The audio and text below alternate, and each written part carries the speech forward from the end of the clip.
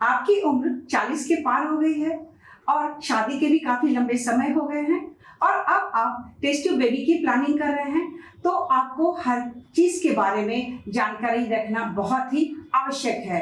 Test tube baby आज के दिन में हर दंपति के लिए एक वरदान है, लेकिन अगर उम्र आपकी 40 के पार हो तो हर समस्याओं के बारे में आपको अवगत कराना भी हमारी ड्यूटी होती है। अब बताना चाहेंगे कि अगर उम्र 40 के बाद होती है तो आईवीएफ में भी क्वालिटी ऑफ एम्ब्रियो बनने में समस्याएं आती है। अगर अच्छी क्वालिटी की एम्ब्रियो ना बने तो उसमें इम्प्लांटेशन फेलियर का खतरा बना रहता है, और अगर इम्प्लांटेशन अच्छे से हो जाता है तो उसमें कॉन्जेनिटल एनोमली की भी प्रोबेबिलिटी बनी रहती है। तो चलिए हम डिटेल में इस पर विचार करते हैं और चर्चा करते हैं। आजकल की जो महिलाएं हैं आमतौर पर वो पढ़ी लिखी होती है और शिक्षित होती है। सबसे पहले तो वो अपना करियर बनाना चाहती है, खुद को फाइनेंशियली इंडिपेंडेंट और स्ट्रॉन्ग करना चाहती है, और उसके बाद ही वो प्रेगनेंसी के लिए प्लान करती है। लेकिन हर कुछ हासिल होने के बाद उसकी उम्र कब 40 के पार निकल जाती है उसे पता तक नहीं चलता, और जब वो प्रेगनेंसी प्लान करते हैं तो समय बहुत ही पीछे छूट जाता है। और जब वो डॉक्टर से मिलते हैं, डॉक्टर जब उसकी जांच कराते हैं और उसमें oocyte और एम्ब्रियो बनने से संबंधित कुछ समस्या आती है तो उसे बहुत ही चिंता होने लगती है कि प्रेगनेंसी को कैसे प्लान किया जाए। आमतौर पर ये जानना जरूरी है आपके लिए कि जो महिलाएं जन्म के समय उनकी जो शरीर में अंडे की संख्या होती है वो 1 मिलियन के आसपास होती है, और उम्र के साथ अंडे की संख्या जो है वो घटते चली जाती है। यूं कहें कि मेनोपॉज तक जाते जाते उनमें मेंस्ट्रुएशन तो होता है, मासिक आती है, यूट्रस में बहुत चेंजेस नहीं आते हैं, लेकिन अगर बात करें कि अंडे बनने की जो क्षमता है, उसकी क्वालिटी है,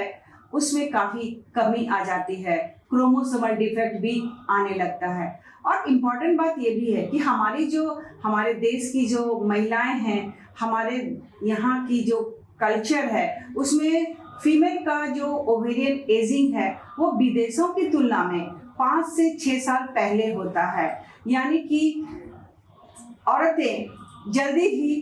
उनका ओवेरियन एजिंग होने लगता है। और जब हम आईवीएफ की बात करते हैं तो उसमें जो हमारा सक्सेस रेट है, जो पूरी तरह क्वालिटी ऑफ oocyte पर निर्भर करता है, वो थोड़ा गड़बड़ होने लगता है। अगर बात करें कि 30 से 35 साल की उम्र में अगर हम आईवीएफ का प्लानिंग करते हैं तो सक्सेस रेट निश्चित रूप से 60 to 70% होता है, लेकिन जैसे जैसे उम्र बढ़ता है 35 के ऊपर में सक्सेस रेट 30 से 35 रह जाती है, और अगर 40 के बाद की बात करें तो जो सक्सेस रेट है वो 10 से 15% के आसपास ही रह जाता है। और साथ ही साथ 40 के बाद जो हमारा एम्ब्रियो का जो क्वालिटी है, एम्ब्रियो में जो कॉन्जेनिटल एनोमली है, उसकी जो नंबर है, संख्या है, वो काफ़ी डिटोरिएट भी कर जाते हैं, और एम्ब्रियो ट्रांसफर करने के बाद जो मिसकैरेज का खतरा है वो 40% से भी ज़्यादा हो जाता है। और अगर हम टेक होम बेबी की बात करें तो वो भी 10 से 15% रह जाता है। अब महिला ये चाहती है कि कैसे प्लान किया जाए कि उन्हें एक अच्छा हेल्दी बेबी उसे हासिल हो, तो इसके लिए वो चाहती हैं कि वो उनका बायोलॉजिकल चाइल्ड भी हो, यानी कि उनके सारे जो जीन है वो उसके बच्चे में जाए, वो बच्चा हर तरह से वो अपने पेरेंट्स को रिजेंबल करे। तो अपना जो बायोलॉजिकल चाइल्ड के लिए हमारे पास एक और उपाय बच जाता है कि हम कुछ न्यूट्रिशनल सप्लीमेंट दे करके उसकी एम्ब्रियो की उसकी जो oocyte की क्वालिटी है उसको इम्प्रूव करें। तो उसके लिए मार्केट में DHEA है या फिर और भी सप्लीमेंट है, जैसे कि CoQ10 है, CoQ100 है, 300 है, आर्जिनिन है। तो ये सारे जो मेडिसिन है ये उनकी जो oocyte की क्वालिटी है उसको इम्प्रूव करते हैं, ताकि फर्टिलाइजेशन होने के बाद जो क्वालिटी है वो काफ़ी अच्छी हो, उसमें इम्प्लांटेशन फेल्योर का खतरा ना हो, और उसके बाद जो ब्लास्ट बने, ब्लास्ट भी अच्छी क्वालिटी को हो, उसको हम फ्रीज करें और उसके बाद हम उसे एम्ब्रियो ट्रांसफर करें। 40 साल के उम्र की महिलाओं के लिए हमारे पास एक और भी वरदान है। 40 साल की उम्र होने के बाद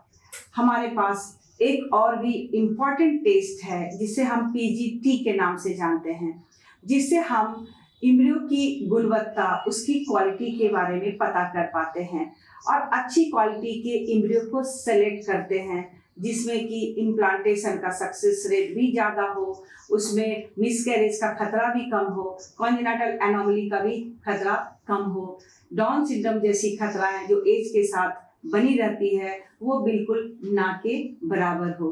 तो अब आपके पास इन सारी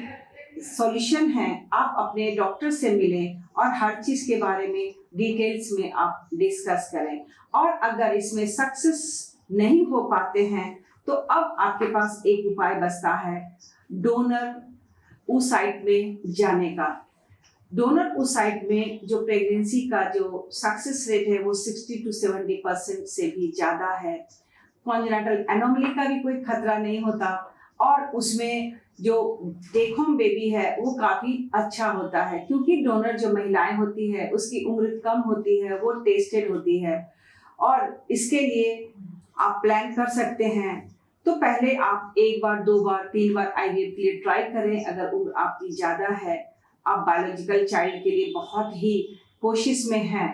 और उसमें अगर आपको समस्या आती है तो आप डोनर oocyte में जा करके आप अपना प्रेगनेंसी प्लान कर सकते हैं। लेकिन इसके लिए ज़रूरी है कि आपका बाकी जो समस्या है, आपकी शारीरिक बनावट या फिर और भी जो मेडिकल समस्या है वो बिल्कुल सही होनी चाहिए। हस्बैंड का भी जो स्पर्म की जो क्वालिटी क्वांटिटी है सब कुछ अच्छी होनी चाहिए। उसके बाद आप आईवीएफ के सहारे